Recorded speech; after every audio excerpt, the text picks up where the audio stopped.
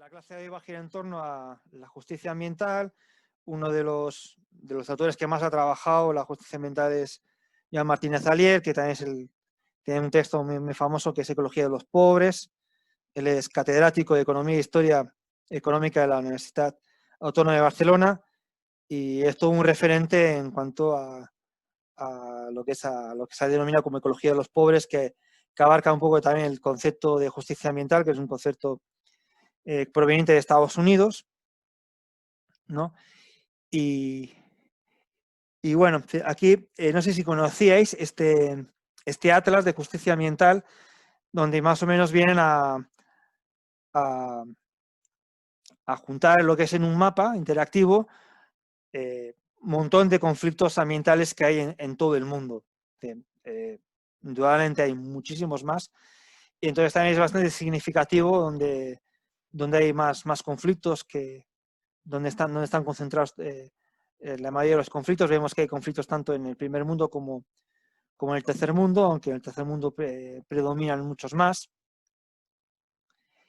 Y también aquí tenéis la dirección, podéis ir ahí, podéis ver los conflictos directamente por tipo de conflicto, por países.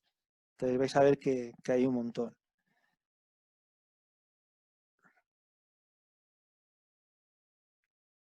Si os metéis, también podéis ampliar, ver todos los conflictos que hay en Chile, en Argentina. Ya veis que en la cordillera hay un montón, en la cordillera de los Andes, probablemente la mayoría sean por cuestiones de minería.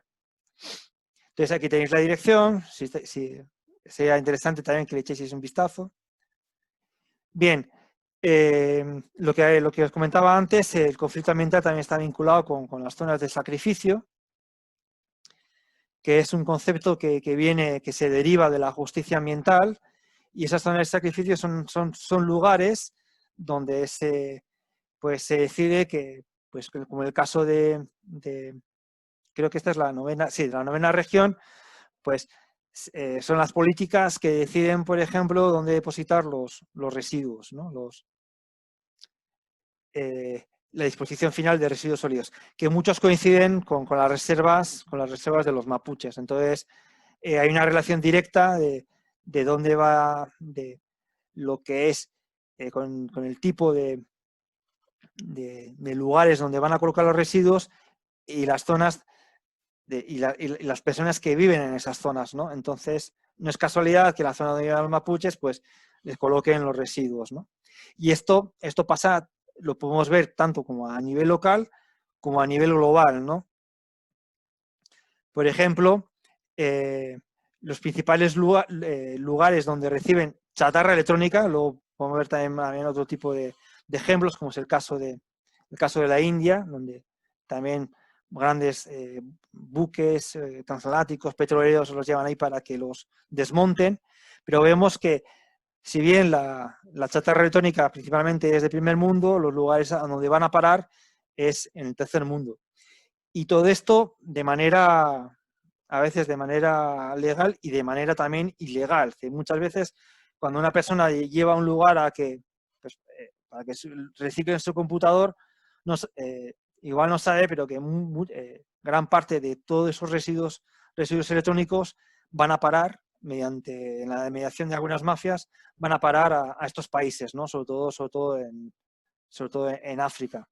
Y esto, pues también, eso también tiene que ver como, también podemos concebir como hay hay países que son sacrificables, porque lo que es la contaminación electrónica es muy contaminante, y sobre todo por los procesos en los que trabajan en estos lugares, que sin ningún tipo, como vemos en las imágenes, sin ningún tipo de protección, luego que gran parte de la chatarra electrónica la queman con ácidos para sacar el oro, los metales nobles, y luego toda esa contaminación pues, sin ningún tipo de control, ¿no?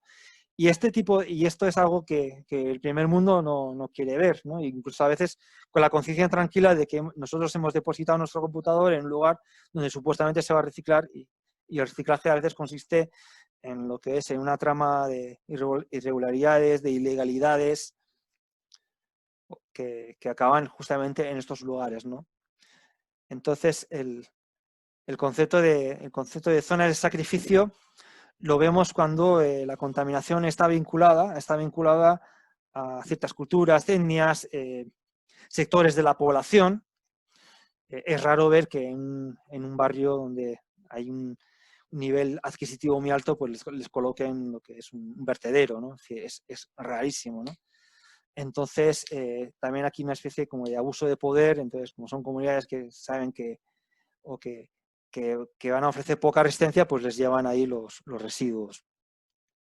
Y entonces, aquí tenéis también, esto lo he sacado de esta página donde hay una vinculación entre los vertederos en la 9ª región y las comunidades mapuche o las reservas mapuches. Bien, ¿qué sucede también con los pasivos ambientales? Si habéis leído el texto de Alier, que habla de conflictos ecológicos y justicia ambiental, ahí se menciona cómo la economía tradicional no tiene en cuenta los pasivos ambientales. ¿Sí? Si se tuviesen en cuenta, los productos serían mucho más caros. Porque, entonces, ¿quién se hace cargo de los pasivos ambientales? La mayoría de las veces el Estado o nadie. En el caso, por ejemplo, de las minerías, pues vemos que según la información que nos ofrece esta página, hay más de 8.448 pasivos que podrían ser remediados. Hay otros tantos que dada la complejidad, no se pueden remediar, ¿no? Y esto es un costo que generalmente lo asume el Estado, no lo asume la empresa, sobre todo aquellas mineras que son de propiedad privada. Generalmente estos pasivos ambientales, y también hay que tener en cuenta que muchas veces no hay proyectos o no hay informes de impacto ambiental, no se hacen estudios de impacto ambiental, o a veces los estudios de impacto ambiental que se hacen, pues realmente son bastante laxos. Y esa es una realidad que la economía tradicional, la economía neoliberal, obvia, ¿no? Que es algo que no se ve. Si se viese, ya la economía no sería tan rentable. Pero eso tiene costos, ¿no? Estos son pasivos ambientales que cuando luego vienen lo que es grandes lluvias, pues arrastran toda esta contaminación, llegan a las poblaciones, generalmente poblaciones humildes. Bueno, casos de estos en Chile los conocéis a patadas. Lo mismo sucede con los pasivos ambientales de la energía nuclear. Esto también lo hemos visto en otros capítulos. Es decir, cuando se dice que la energía nuclear es rentable en cuanto la energía está en su proceso de producción de electricidad. Pero si nosotros tendríamos que tener en cuenta también los pasivos ambientales que produce una energía nuclear, es decir, qué es lo que hacemos cuando una energía nuclear ya ha dado de sí y realmente hay que clausurarla y hay que desmontarla. ¿A quién le corresponde eso? ¿A quién le corresponde el desmantelamiento de una central nuclear y a quién le corresponde lo que es la salvaguarda de los residuos nucleares o los residuos de toda esa central nuclear, que en muchos casos son de miles de años? ¿Quién corre con esos gastos? ¿No? El Estado, generalmente. Con lo cual, si uno tuviese que contabilizar esos pasivos ambientales, pues la energía nuclear ya no sería tan económica. Es económica si se obvian estos procesos, pero son procesos que en algunos casos tienen una duración de miles de años, con lo cual, si uno hace el cálculo, pues ya no, su rentabilidad es bastante cuestionada. Bien, ese es un mapa distorsionado, como lo podéis apreciar, donde los países son grandes en función de su pobreza, que es una pobreza también relativa, ¿no? Entonces vemos cómo el tercer mundo, sobre todo África y en este caso India, Bangladesh, pues son países muy grandes en cuanto a la pobreza y el primer mundo pues es bastante pequeñito. Y eso que en el caso de India, pues que es un país que en algunas áreas está bastante avanzado, tiene una bomba nuclear, en informática es una de las potencias, pero sin embargo tiene una pobreza impresionante. Que si lo comparamos con esa sería la contrapartida, la riqueza. Vemos que hay un hemisferio norte rico, mientras un hemisferio sur pobre, ¿no? Entonces, y si vamos retrocediendo, vemos que gran parte justamente de la producción de los ricos, de los productos que se producen en el primer mundo y se disfrutan en el primer mundo, luego acaban en el tercer mundo. Lo cual aquí también estábamos hablando temas de injusticia ambiental, ¿no? Bueno, lo lógico sería que la chatarra electrónica que se produce en el primer mundo pues se gestione en el primer mundo y no se la envíe al tercer mundo como se hace actualmente.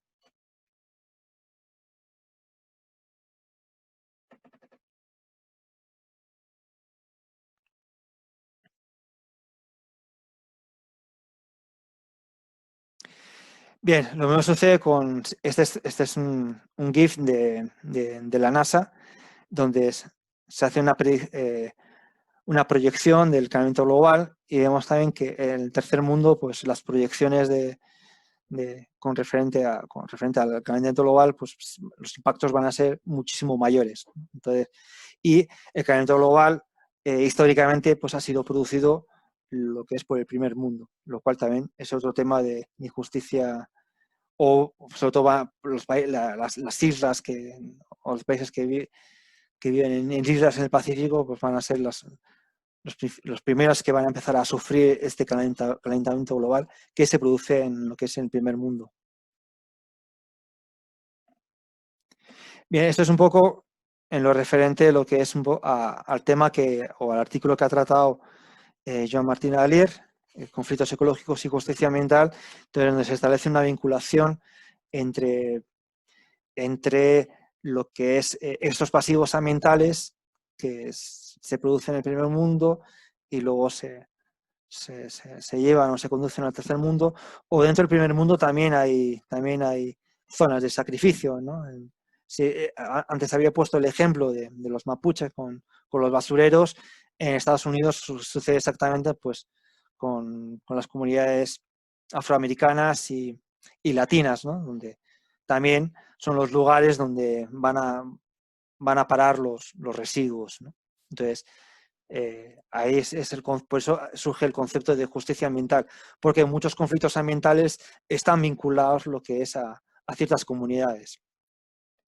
Y el caso con el cual me quiero detener hoy, que es un caso que yo conozco bastante bien, en el cual ha habido todo un proceso, he realizado o he estado presente en un par de proyectos de investigación, es el caso de Nonogasta, no sé si aquí está el vídeo, y también quería mencionar este texto que es muy interesante, de un filósofo africano formado en la Sorbona, en África, perdón, en París, y introduce el concepto de necropolítica, que en los últimos tiempos ha empezado a circular bastante, ¿no? Que es un paso más allá de los conceptos de biopoder que utiliza Foucault, y este filósofo africano se dio cuenta que a unas categorías como las de biopoder no se ajustaban del todo lo que es a su realidad africana, y de ahí que construyó este concepto teórico, el concepto de necropolítica, de cómo hay políticas de la muerte, ¿no? Como es el caso de las zonas de sacrificio, que eso obedece a ciertas políticas públicas en las que se decide esos lugares donde se van a construir los vertederos, donde se van a llevar los residuos nucleares, donde va a haber contaminación, donde se van a instalar fábricas contaminantes, donde se va a hacer la vista gorda con los estudios de impacto ambiental, si es que los hubiese, etcétera. Entonces, es un texto que lo podéis encontrar en internet, lo podéis encontrar en PDF, es fácil de encontrarlo. Es muy breve, tiene muy pocas páginas y se lee de una manera muy amena. Y es interesante porque un texto que en cierta medida nos abre los ojos y aunque está pensada para la realidad africana, también se puede trasladar a todas las zonas de sacrificio, ¿no? Donde realmente encontramos este tipo de políticas, como las denomina Chile de Membe, necropolíticas. Y el caso con el cual me quiero concentrar hoy es el caso de Nonogasta, que es un pueblito que está, bueno, está en el departamento donde yo vivo, está a 15 kilómetros de Chilecito, y es un lugar pues también donde hay una gran comunidad boliviana, y es una localidad donde el nivel de vida es bastante bajo, ¿no? Entonces, no sé si se va a funcionar el vídeo. O sea,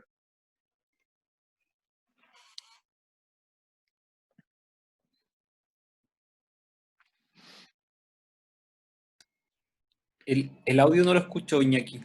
¿no escucháis el audio? Bien, vale, entonces, pues no sé cómo hacer para que escuchéis el audio. Quizás nos puede mandar el link. No, ¿No? son partes del documental Cromogasta. Yo os envié el link. Cuando comparte la pantalla, ¿no aparece por ahí un botoncito que dice compartir audio también? En Zoom, cuando uno comparte la pantalla. Ya, Pero menos creo que tiene que dejar de compartirla y cuando se va a meter de nuevo le ya. aparece ahí compartir audio. A ver, entonces lo que hago es dejar de compartir. Stop share, ¿no? Bien, y ahora voy a compartir. ¿Me dice que me mete ya acá? Entonces, cuando sale la pantalla de como que qué página compartir, abajo Sí. hay una parte donde dice Sí, compartir como audio sí, también. sí. Bien, perfecto.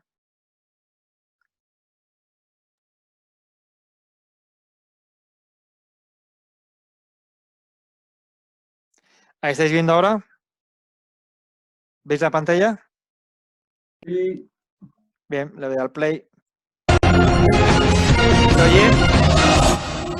Sí. Están de la escuela 194, cuarto grado, turno tarde. Vamos a hablar con Amy Ahumada. Amy, contame, ¿qué es lo que han preparado ustedes para este stand de la Feria de la Ciencia? Nosotros hemos preparado una historia. Mi compañero acá les va a contar una historia sobre Nonogasta.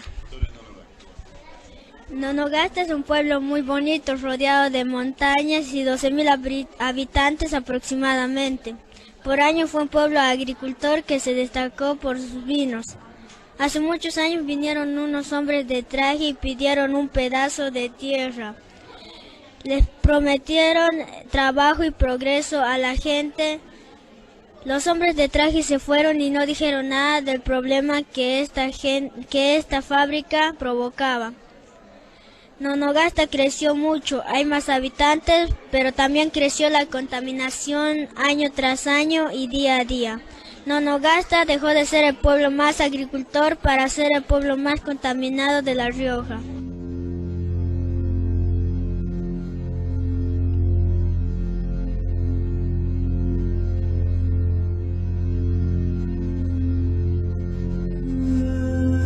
Bien, estas son imágenes de archivo. Usa para el cultivo de los cueros Esas químicos piletas ya no existen. peligrosos Luego para la explicaré vida, más adelante. como cromo, ácidos sulfuros, sulfídricos, ácido acético, fórnico y sumer. Según los especialistas, cuando las curtiembres usan estos químicos, queda en el cuero un 20% de ellos. ¿Cómo entra el cromo a nuestro cuerpo? Entra por la nariz cuando respiramos aire con cromo. Luego se deposita en los pulmones y en la sangre. Luego se distribuye a los otros organismos. También entra por los poros cuando nos bañamos con agua con cromo o bebiendo agua con cromo. En las verduras el cromo puede permanecer durante años. La Agencia de Protección Ambiental advierte que el cromo causa leucemia, cáncer, tumores, alergias, dermatitis a la piel, graves daños en el riñón e hígado. Bueno, los padres... Bien. Se escuchaba bien, ¿no? El vídeo. Sí, bien. Sí. Perfecto. Bien, bien, estas piletas ya, esas son fotos de archivo, ya no existen porque hubo una serie de denuncias, un fiscal de de Buenos Aires vio las noticias en un diario, entonces inició una investigación de oficio y bueno, entonces hubo una serie de acciones legales, se pasó a lo que es la Justicia Federal de La Rioja y entonces se tomaron una serie de medidas cautelares, entre ellas fue la de la eliminación de estos piletones, que son, aquí tenemos está en semibarro, aquí ya está seco, entonces esto ya en su día ya se eliminó, ahora no sabemos muy bien qué es lo que hacen con la contaminación, pero ya estas imágenes ya son imágenes de archivo. Bien, Onogaste es un pueblo de 12.000 habitantes de la provincia de La Rioja, noreste argentino. Hay que aclarar que la provincia de La Rioja es una de las provincias, bueno, todo el noroeste argentino es la zona pobre de Argentina, ¿no? Entonces, pobreza y contaminación están, como hemos visto con el texto de Martínez Alier, están íntimamente ligadas y en aquellos lugares pobres, pues los desastres ambientales son mayúsculos, ¿no? Y esto tiene que ver con el concepto de zona de sacrificio y también con el concepto de justicia ambiental, ¿no? Porque aquí es la población con muy pocos recursos, con la que tiene que estar luchando pues, con empresas grandes, sobre todo esta empresa que es Curtume, CBR, que es una de las curtiembres más grandes de América Latina. Esta empresa que lo que hace es curte cueros, sobre todo es un proceso bastante contaminante, sobre todo si la escala es grande. En su día fue de la familia ex-Yoma. La familia Yoma estaba íntimamente vinculada con el expresidente, ¿cómo se llama? Se me ha ido. Menem, que también es de La Rioja, ¿no? Entonces su esposa a la familia Yoma, entonces cuando él fue gobernador en los años 80, pues dio bastantes subvenciones, luego cuando fue presidente dio un montón de ayudas también. Luego esta empresa quebró, ha habido juicios, los juicios han sido bastante famosos, y se vendió de mala manera a una empresa brasileña que era la que antes recibía los cueros, ¿no? Entonces el proceso de curtido es acá, pero el terminado se realiza en Brasil. Entonces, bueno, todo también con muchas irregularidades, una empresa grande, era la principal empresa de Nonogasta. Como han dicho los niños, antes Nonogasta, pues la principal producción era vitivinícola, se vendían, se producían vinos como el Torrontés, que es oriundo de la zona. De hecho, en los años 80 tuvo un premio de uno de los vinos producido aquí en Nonogasta. Y a partir de la implantación de esta empresa, pues el principal rublo es el cuero, y por la contaminación, pues algunas viñas se tuvieron que cerrar por la cuestión de la contaminación. Esta es una empresa que ya tiene más de 3 décadas, se inauguró creo en el año 87, y ahora por la cuestión del COVID y luego también por la bajada del consumo a nivel mundial del cuero, pues también ahora está en serios problemas económicos y también problemas judiciales, porque lo que es la investigación judicial sigue abierta. Bien, el problema gira en torno a lo que es a la cantidad.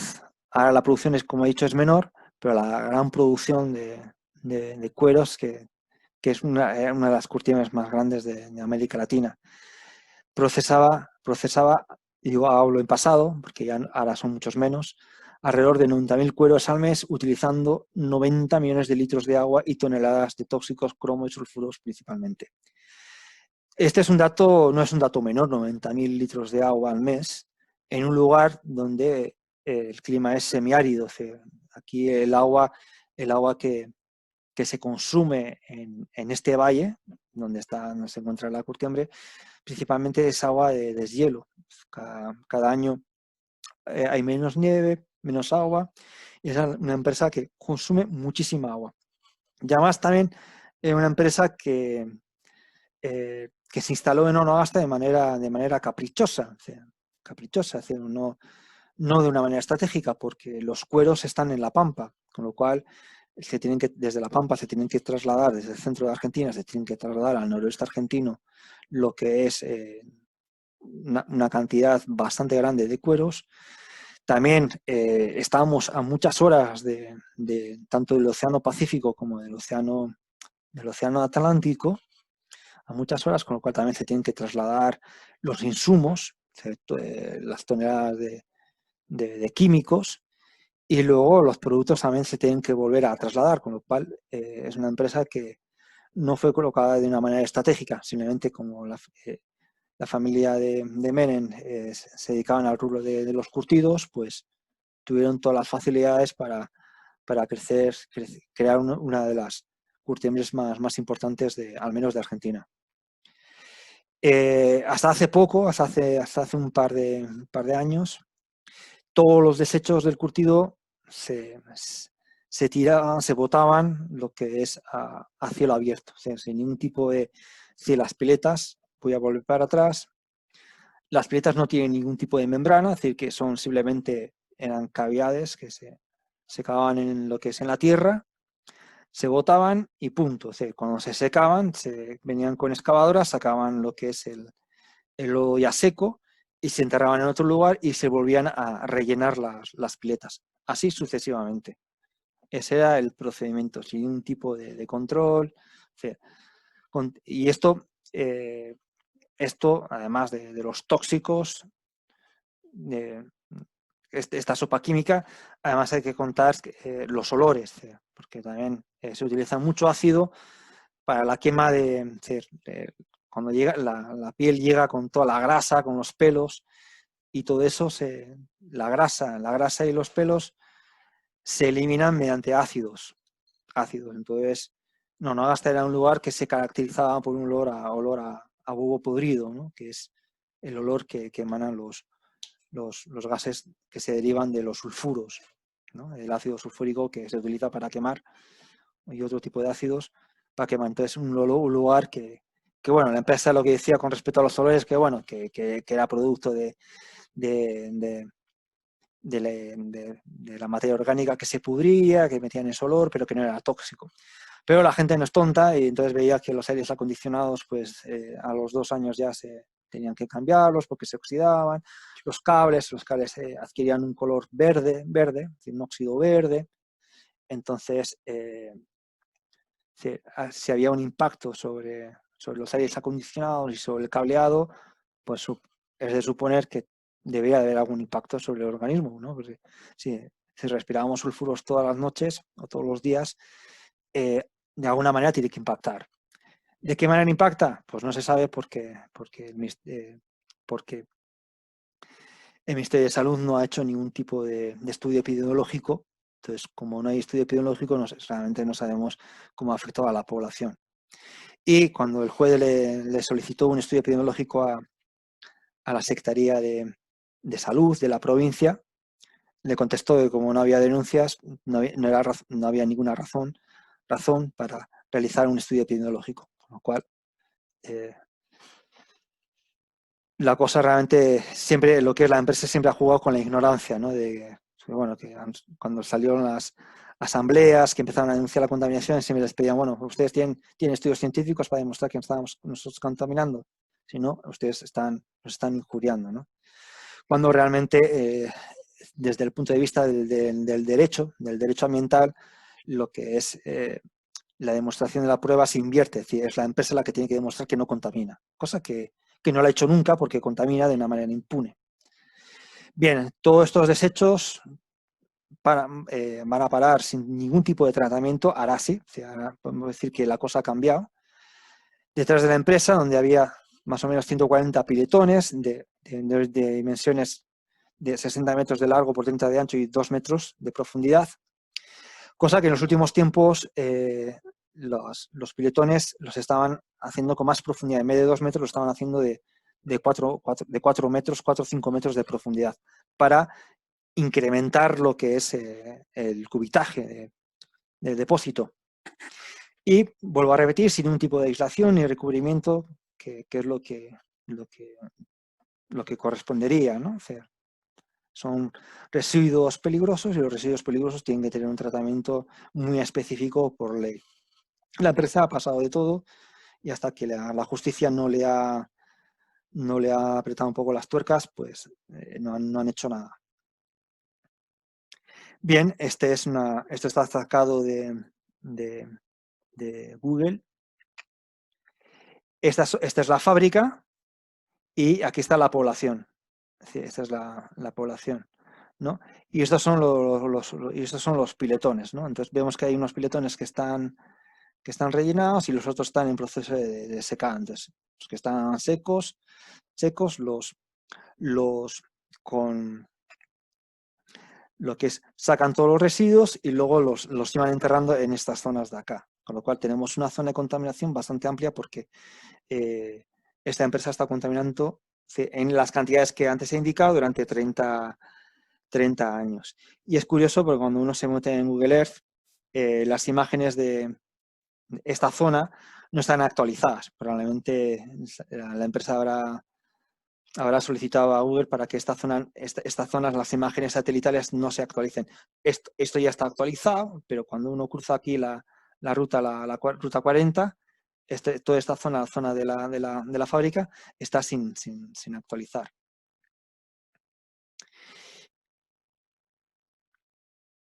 Bien, como antes he explicado, nosotros hicimos un proyecto de investigación acerca del conflicto, sobre el conflicto de Nonogasta, de diferentes perspectivas, una perspectiva multidisciplinar, aunque al final se transformó el proyecto en un proyecto transdisciplinar y con metodologías participativas totalmente diferentes a las que nosotros habíamos diseñado en el proyecto.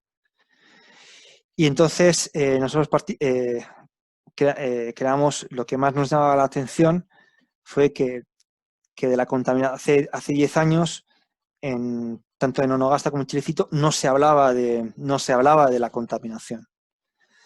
Entonces nosotros creamos un concepto que es el pacto de silencio, que más o menos venía a explicar por qué no se hablaba de la contaminación cuando era muy evidente. Es decir, el olor de Nonogasta era bastante nauseabundo. Si te acercabas a la zona de las Prietas te producía dolor de cabeza, ganas de vomitar. Es decir, un olor bastante intenso. Entonces, ¿cómo es posible? Es decir, teniendo semejante contaminación al aire y tan cerca de la población, no se hablase de fuera un tema tabú, ¿no? Incluso nosotros realizando entrevistas a las personas que trabajan en la fábrica, muchos trabajadores desconocían esto, y ya vemos que es algo que está... Sí, las personas que conocían los piletones pues eran las personas que se encargaban a menos de desenterrar lo que es el lodo para luego volver a enterrarlo en otras fosas, ¿no? Entonces a nosotros se nos ocurrió hablar del concepto de pacto de silencio, ¿no? Entonces las preguntas de investigación giraban, bueno, ¿cómo se construye este pacto de silencio? ¿Sí? Y luego lo más importante, ¿cómo se sostiene? ¿Sí? Ante algo que es obvio, evidente, si toda persona que llega a Chilecito, que tiene que pasar por Nonogasta, se le despierta el mal olor, no es algo que uno pueda, la gente se tapa la nariz, no es algo que se pueda obviar, ¿no? Entonces, para ello utilizamos diferentes, a la hora de construir el marco teórico, recurrimos a diferentes disciplinas, por eso hablamos de multidisciplina, aunque los objetivos no explícitos en el proyecto que fueron surgiendo ya tenían un enfoque bien ético, o sea, un compromiso con la población. Es decir, bueno, si hay un pacto de silencio, lo que nosotros tenemos que lograr con nuestra investigación es romper este pacto de silencio, es decir, que la sociedad hable sin miedo de que la empresa está contaminando. Bien, entonces, a la hora de construir este marco teórico, recurrimos un poco a este tipo de categorías teóricas de dominación social, que giran en torno a la dominación social, como es el sufrimiento ambiental y laboral, el miedo, el poder, y para eso recurrimos a estos autores, ¿no? A Bourdieu, a Oyores Bistun, estos son los que escribieron el texto, ¿cómo se dice? ¿Cómo es? Bueno, que también parten también del marco teórico de Bourdieu. Budinas, que es un autor también un autor uruguayo que ya lo habéis leído, Lev, Riegman, O'Connor, estos están vinculados al ecosocialismo. Martínez Alier, que está vinculado al concepto de justicia ambiental. Por supuesto, Boff, ¿no? que para mí siempre es un autor de referencia, ¿no? Siempre está Boff, siempre lo tengo presente. Luego también estuvimos viendo también, sobre todo, cómo esas representaciones sociales se van construyendo desde la psicología social. Tenemos un autor, Moscovici, que es un clásico de la psicología social, y luego Araña Umaña, Barreiro, Castorinas, que aplican en esta categoría de Moscovici lo que es a los conflictos ambientales. Desde la geografía también nos pareció interesante los conceptos de todo lo relativo a los paisajes. En este sentido, utilizamos las categorías de paisajes superfluos, paisajes derivados de destrucción, paisajes invisibles del miedo, y estos conceptos, estas categorías teóricas, los sacamos de Nogués, Sussman, Lindon, que son geógrafos que trabajan el paisaje, ¿no? Entonces, cómo esos paisajes invisibles del miedo, que producen contaminación, que producen enfermedades, pues se invisibilizan, ¿no? También, como también la pobreza también se invisibiliza, también la contaminación se invisibiliza, ¿no? Es algo que está ahí delante de nosotros, pero no lo vemos o no lo queremos ver, ¿no? También en lo que es dentro del marco teórico tuvo mucho impacto lo que es todas las reflexiones que surgieron de los movimientos ambientalistas, que en Argentina se las llama asambleas ciudadanas, que su origen está en la conflictividad de 2001, que el movimiento asambleario se fortaleció bastante en Argentina, y con el ámbito ambiental a los años surgieron las asambleas ciudadanas que hay por toda Argentina, y que empezaron a introducir una serie de conceptos, como el concepto de territorio, que también lo trabajan los pueblos originarios, el concepto de saqueo, extractivismo, neoextractivismo, que lo trabaja muy bien Svampa, neocolonialismo, y entonces Pastrana es un líder calchaquí, que bien, si bien no tiene títulos académicos, pero tiene una lucidez impresionante. Entonces, cada vez que habla, pues bueno, aclara bastante la situación. Y también dentro del concepto de extractivismo, pues encontramos a Gudinas, ¿no? Que es un autor que ha trabajado mucho el concepto de extractivismo y neoextractivismo. También, como en otros textos, Jean-Martin Alier también habla de cómo también las asambleas, la ciudadanía, pues al final pues tiene que empezar a estudiar de química, estudiar del proceso de curtido, y para ello se tuvo que también recurrir a datos científicos, que en el caso de las curtiembres, pues Greenpeace tiene estudios muy, muy interesantes, sobre todo sobre el conflicto que hubo en el Riachuelo, de las curtiembres de Buenos Aires que contaminaban el Riachuelo. La OMS, la EPA, y luego también los datos que algunos médicos pues, se atrevieron a ofrecernos, ¿no? de los efectos que tiene el cromo, por ejemplo, el cromo trivalente, el cromo hexavalente. Y luego la OFIME es la Unidad Fiscal de Delitos Ambientales, que también ha realizado diferentes estudios y han demostrado que realmente la curtiembre contamina, ¿no? Ya con datos científicos. Así que en estos momentos los únicos datos científicos nos indican que hay contaminación, ¿no? Si bien ¿sí?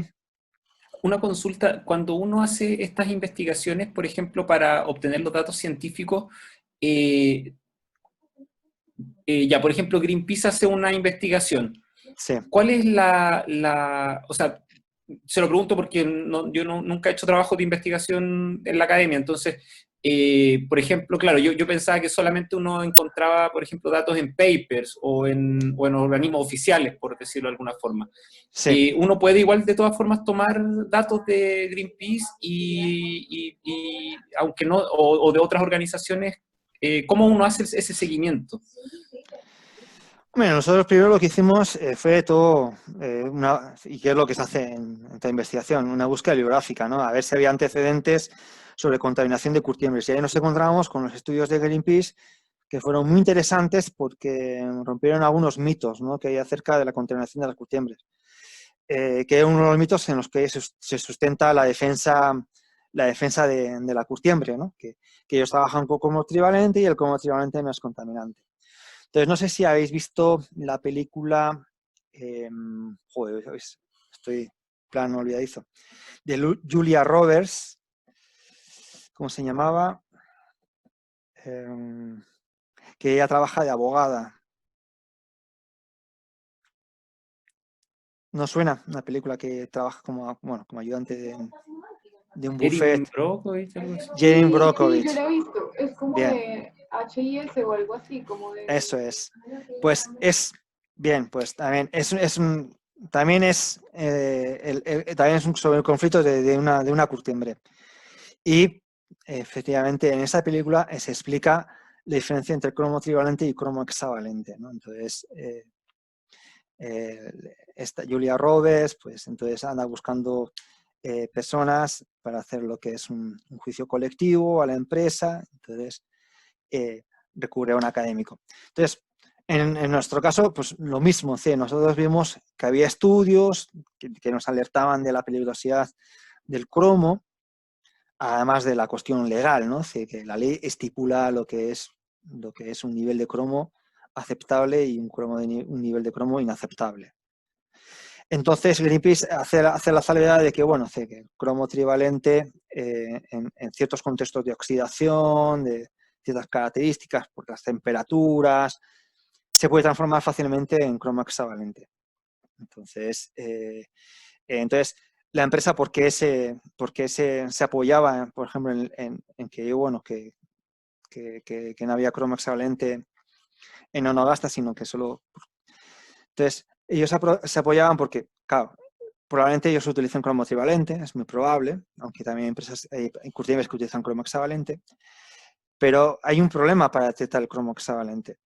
Es decir, los de Greenpeace, por ejemplo, fueron a un laboratorio de Londres que detectaba el cromo hexavalente. Entonces, como la empresa sabe que nosotros no vamos a poder detectar el cromo hexavalente, entonces ellos lo niegan. Pero volvemos al derecho ambiental, es decir, son ellos los que tienen que demostrar que no hay cromo hexavalente. De todos modos, nosotros, bueno, a partir de las referencias que íbamos encontrando en estos textos, en papers que hay de Greenpeace, de la OMS, de la EPA, entonces la ONU nos decía, bueno, es decir, cuáles son los efectos tóxicos del cromo hexavalente, y que son efectos que luego los vemos en la práctica, los vemos en lo que es la epidemiología de Onogasta. Y luego, nosotros lo que hicimos fue, tomamos muestras tanto del agua de Onogasta como de los piletones de la curtiembre. Y los mandábamos a analizar a una universidad de Córdoba. Y entonces ahí empezamos a ver un poco de lo que es el verdadero problema, ¿no? El verdadero problema de la sopa química en la que estos tipos y donde los valores legales de residuos peligrosos, bueno, eran altísimos. Ahora no recuerdo exactamente, creo que no sé si está en otra diapositiva, pero eran altísimos. Pero luego, como hubo un fiscal que empezó a investigar de oficio, mandó a la UFIMA mandó a la Policía Federal, tomaron muestras y esas muestras, los datos de esas muestras eran mucho más graves de las muestras que nosotros habíamos obtenido, con lo cual ahí se pudo demostrar científicamente que la empresa contamina, ¿no? Y claro, también nos apoyamos en la ley, sobre todo en el derecho ambiental, que las leyes ambientales de Argentina son bastante buenas, una ley general de ambiente, donde podemos ver que en el artículo 4 de dicha ley hay toda una serie de principios morales que deben de regir todo el derecho ambiental, como es el principio precautorio, el principio de precaución, que también es interesante que si luego más adelante tengo tiempo que hable un poco de esos principio de responsabilidad. Hay una serie de principios morales que rigen el derecho ambiental, ¿no? que es muy interesante y que nos coloca la situación legal en estos momentos está entrando como en otro paradigma, ¿no? Donde lo ambiental tiene una importancia que está por encima, por ejemplo, del trabajo, ¿no? Porque una de las cuestiones también que nos decían, o uno de los argumentos de la propia empresa, que los ambientalistas, los miembros de la asamblea estaban en contra del trabajo, ¿no? Entonces ellos planteaban que también un dilema que también fue compartido por los políticos de acá, que era, el dilema, o el falso dilema, como diría yo, que es un falso dilema, salud o trabajo. ¿Qué es más importante, el salud o el trabajo? Entonces, desde un punto de vista legal es un falso dilema porque, finalmente, ¿de qué me sirve a mí tener trabajo si me puedo morir de cáncer? ¿De qué me sirve? ¿De qué me sirve el trabajo? Entonces, la salud está por encima del trabajo. ¿Sí? Nadie puede crear un trabajo que genere muerte. Nadie puede proponer un trabajo que genere enfermedades. Porque si no, con ese mismo argumento, pues teníamos que legalizar también pues, lo que es el mercado de las drogas, ¿no? O sea, que también produce mucho trabajo. Entonces, ese fue nuestro trabajo, es decir, el principal trabajo científico aquí lo ha hecho la unidad fiscal, lo ha hecho, es decir, que ha dado la razón con creces a lo que las asambleas pregonaban, ¿no? O preconizaban un poco. Bien, entonces, como en la misma línea que planteaba Joan Martínez Alier, hay una exposición desigual a los malos ecológicos, porque son las zonas más pobres las que, es decir, esta fábrica Curtiembre está situada en una localidad pobre, en la cual si esta empresa tiene 800 trabajadores, solo 200 son de Nonogasta, el resto son de Chilecito y de otros pueblos aledaños. Hay muchas dificultades debido a la pobreza y al poco desarrollo de la zona. Hay muchas dificultades para acceder al sistema de salud. O sea, si tienes un problema grave, nos tenemos que trasladar a 250 kilómetros. A veces hay personas que no tienen dinero para trasladarse a la capital, que es donde hay un hospital realmente grande. Y las enfermedades que vinculadas a la contaminación de la Curtiembre, muchas tienen que ver con cánceres y esos cánceres se tratan en la capital, con lo cual realmente también una doble injusticia, ¿no? Porque además de enfermar a la población tampoco no tiene mecanismos como para, o muchas veces no tienen muchos medios para poder curarse.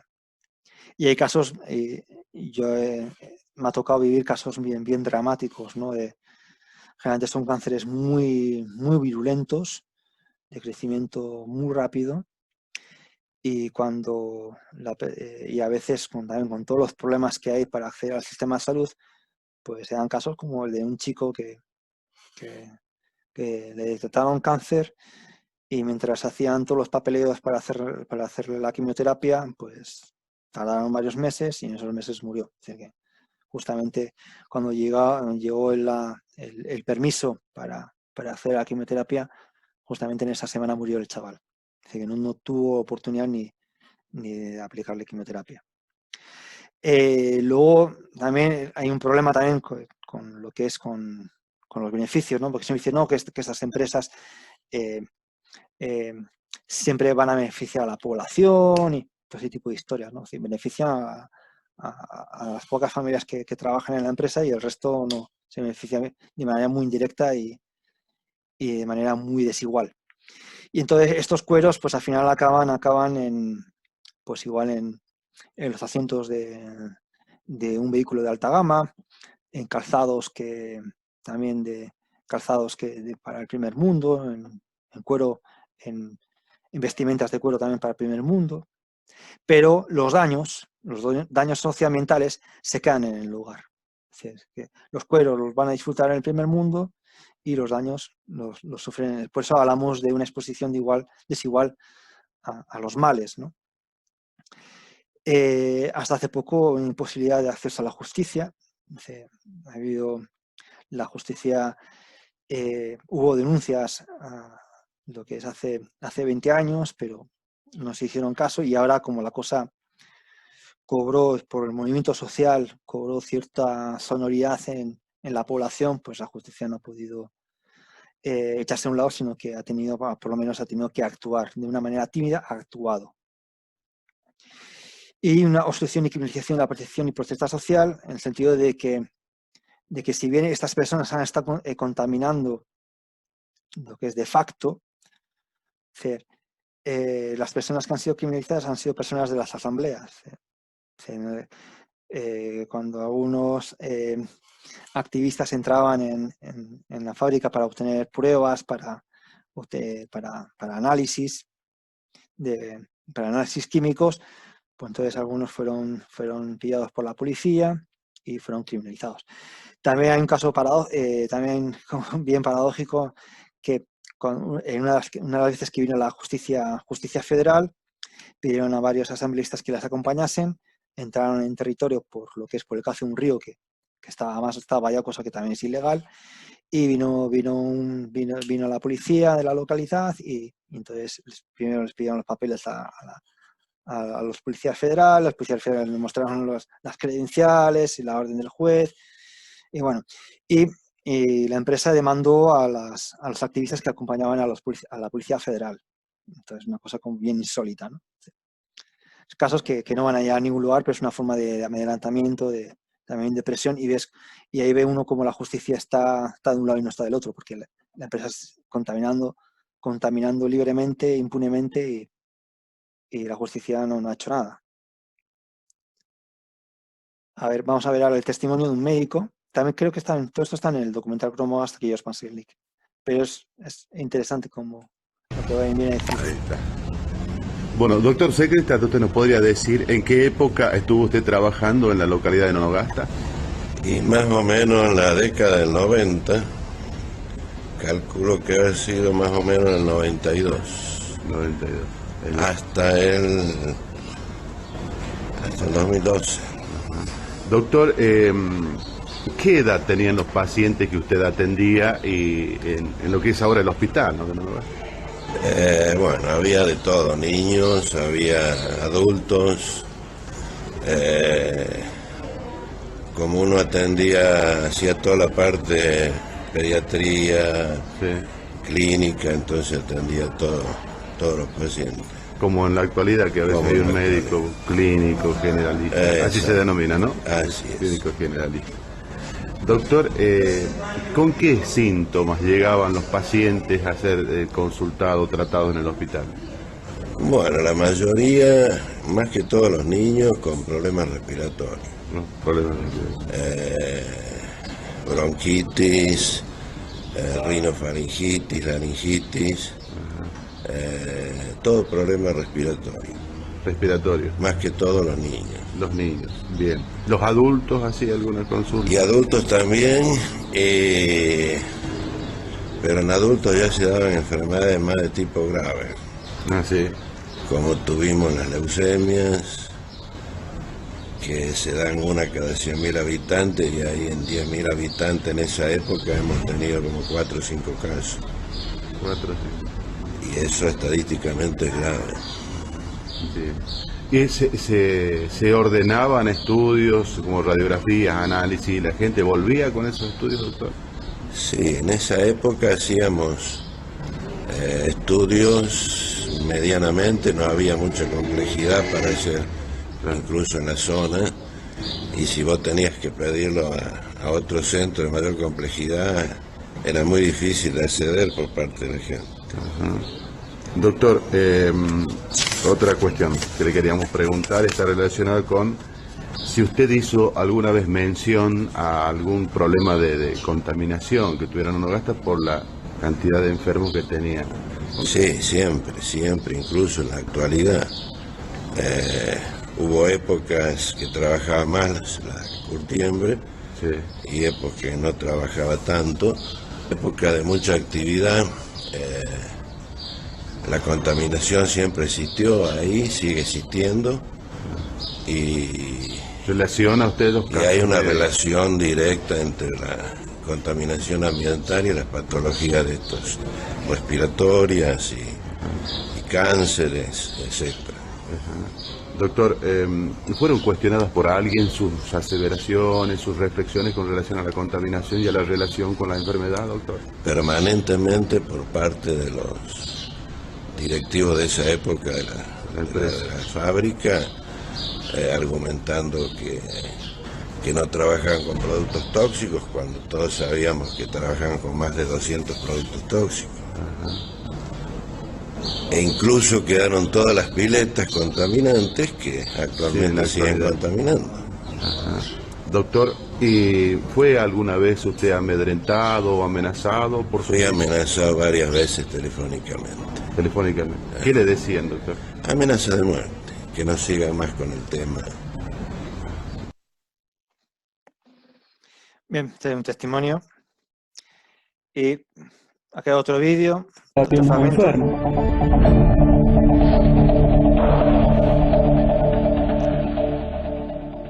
Estamos trabajando dentro de una asamblea y nuestro trabajo es registrar, o sea, testimonios, ¿no?, de gente que ha sufrido por la contaminación, que personas generalmente que no saben que los casos que han padecido ellos son por la contaminación.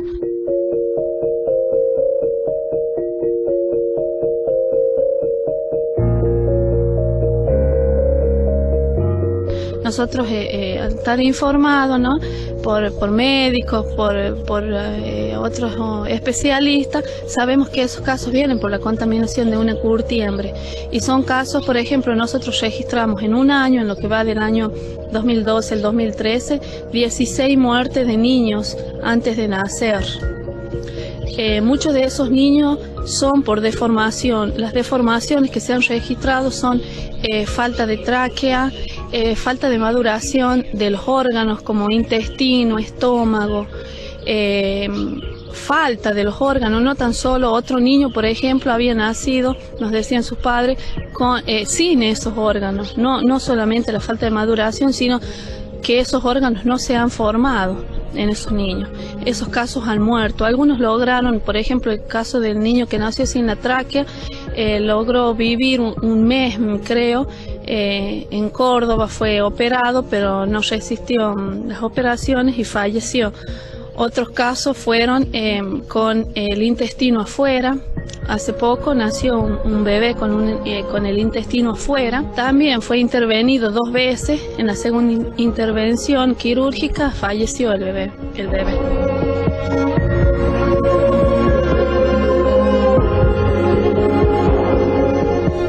Otros casos también que les faltaba el ano, que no tenían el ano.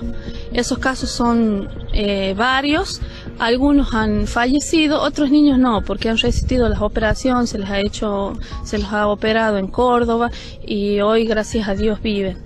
Pero fueron varios casos y también registramos casos de pie equino, le llamamos pie equino a los piecitos de los bebés que salen, o sea, para adentro, el pie, los 2 piecitos están adentro, se juntan, ¿no? Esos fueron los casos que nosotros en la asamblea hemos registrado. Nosotros realizamos las investigaciones en los pueblos, en las poblaciones donde hay curtiembre, por ejemplo en Santa Fe y en Buenos Aires, se han producido los mismos hechos que...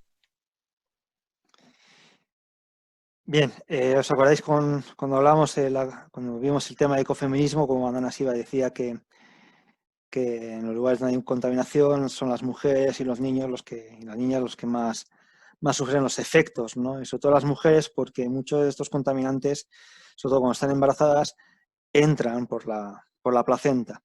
Entonces, y por eso se producen todo este tipo de consecuencias, ¿no? De enfermedades, ¿no? Y sobre todo también abortos espontáneos o abortos por problemas de la contaminación.